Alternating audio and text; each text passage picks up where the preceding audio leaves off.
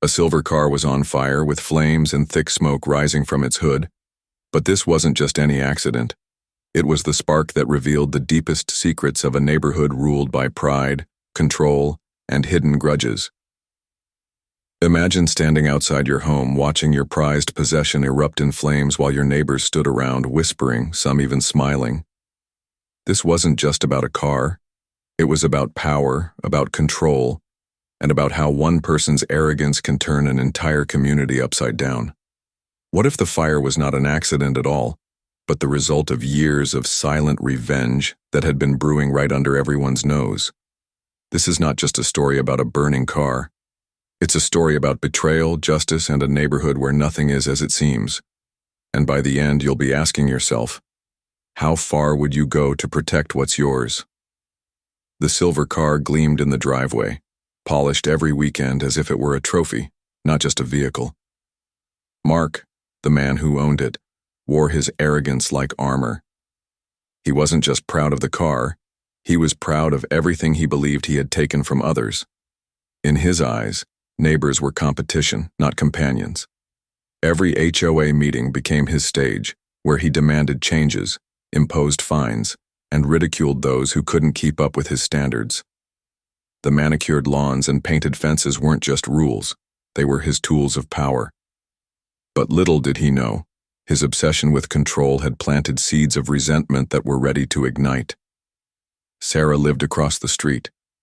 She had once been Mark's friend, even admired his confidence, but things changed when he used his HOA influence to target her. Her flower bed, which she'd lovingly tended for years, was deemed too messy. Her mailbox, painted a cheerful yellow, was fined for being unapproved. And when her son parked his old truck outside, Mark sent a violation notice within hours. Sarah tried to fight back, but every time she stood her ground, Mark had a way of twisting the rules, bending the board, and making her look like the problem. It wasn't long before she realized Mark wasn't protecting the neighborhood. He was protecting his ego. The fire didn't start with gasoline or sparks. It started with whispers. Sarah wasn't the only one Mark had humiliated. Mrs. Thompson, the elderly widow next door, had been fined for having a ramp installed for her wheelchair. David, a young father, was threatened with eviction notices when his kids left toys in the yard. And even Officer James, who lived quietly on the corner, had been dragged into a dispute when Mark complained about his patrol car being an eyesore. The list grew longer every month, and resentment grew thicker than the smoke that would one day rise above Mark's driveway. Mark believed he was untouchable. He believed the HOA was his shield, that the rules he enforced would always protect him. But he forgot one simple truth. When you push people long enough, they push back. The fire became a symbol, not just of a car destroyed, but of a tyrant brought to his knees. Yet the truth behind that fire was far more complicated than anyone expected. When the flames erupted, neighbors rushed out of their homes.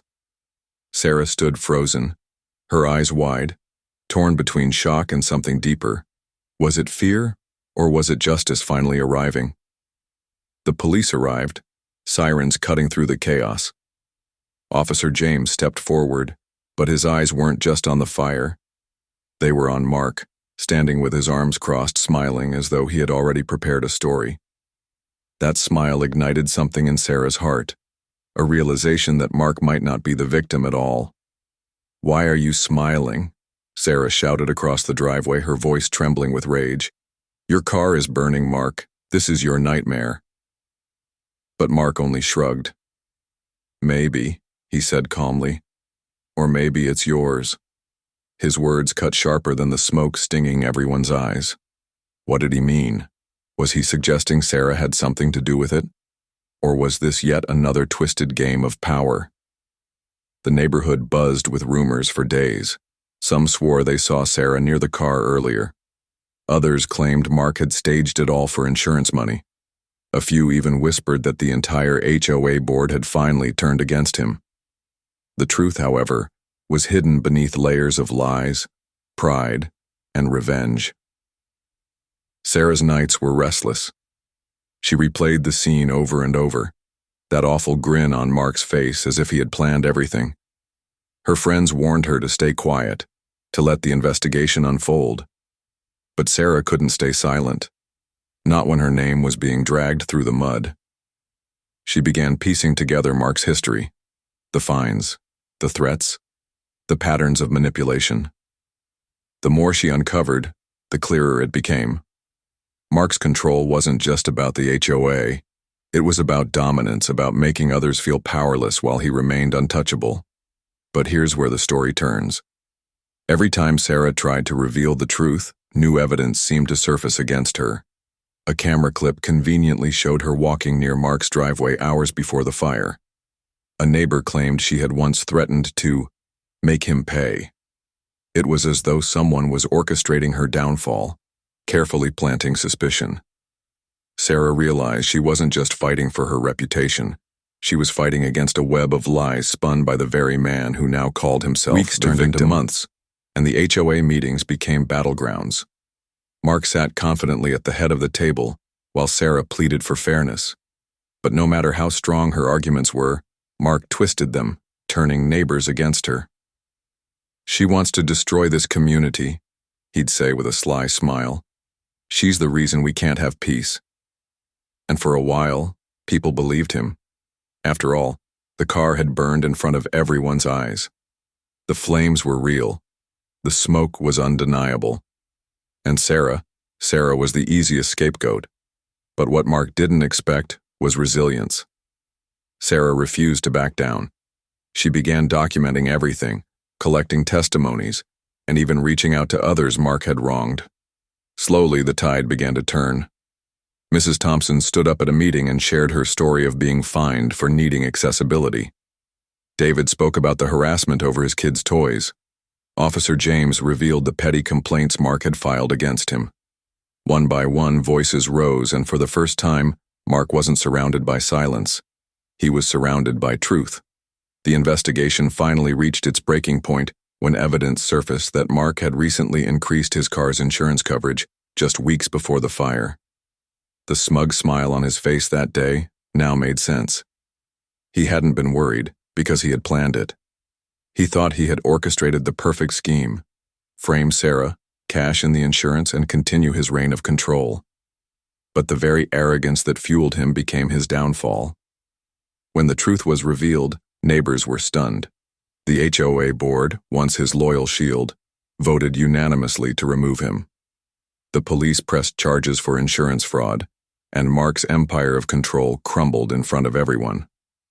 As he was taken away, his silver car reduced to ashes, Sarah stood taller than she ever had before. It wasn't just about winning, it was about reclaiming her voice, her dignity, and proving that no matter how strong the chains of manipulation, truth will always burn brighter. The fire that once symbolized destruction now symbolized freedom. The neighborhood began to heal, not under the weight of Mark's rules, but under the strength of unity. Sarah's flower bed bloomed again. David's kids played without fear, and Mrs. Thompson's ramp remained untouched by fines. The silver car was gone, but in its place stood a reminder that justice, though delayed, always arrives. And as for Sarah, she learned that even when you're dragged into the flames, you can rise stronger, brighter, and unshaken.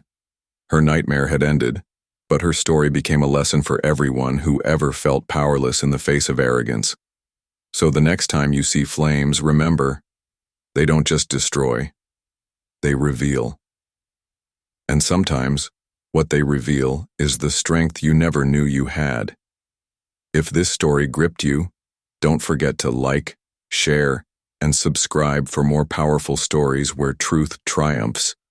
And never let anyone make you feel powerless, because your voice matters, your story matters, and justice always finds its way.